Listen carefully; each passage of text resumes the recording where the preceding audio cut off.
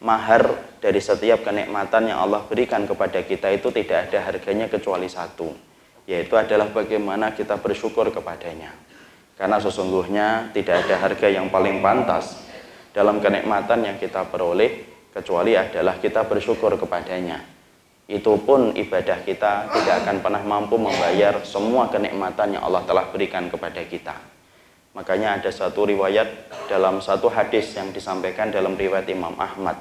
Ada seorang manusia itu ngotot bahwasanya dia itu masuk surga karena amal solihnya.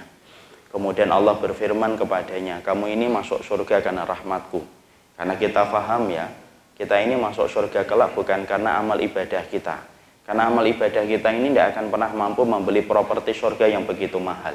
Saking mahalnya surga. Maka kemudian orang itu berkata, saya masuk surga karena amalku ya Allah.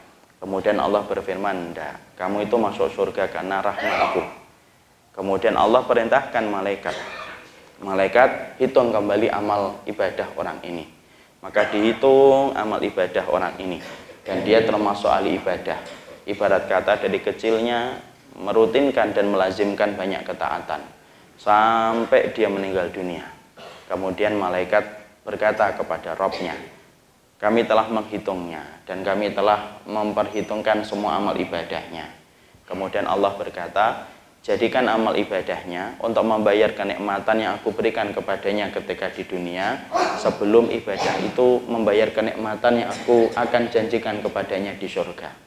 Malaikat langsung menghitung dan berkata, ya Allah, ibadah yang dia tumpuk seumur hidupnya ternyata untuk membayar kenikmatan mata sebelah saja tidak cukup ya Allah. Belum mata sebelahnya, belum udara, belum jantung, pankreas, lambung, dan semuanya. Dan akhirnya orang itu tertunduk. Allah kemudian berfirman, kamu masuk ke surga itu karena rahmatmu, karena rahmatku, dan bukan karena ibadahmu.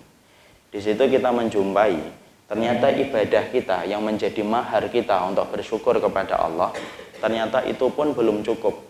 Bahwasanya ibadah kita ini kalau ditumpuk-tumpuk untuk membayar kenikmatan yang Allah berikan itu tidak cukup. Karena apa? Karena sesungguhnya selalu kalah ibadah kita dengan frekuensi nikmat yang telah Allah berikan kepada kita. Karena memang nikmat itu sesuatu yang mahal yang Allah berikan kepada kita dan tidak ada harganya kecuali adalah bersyukur.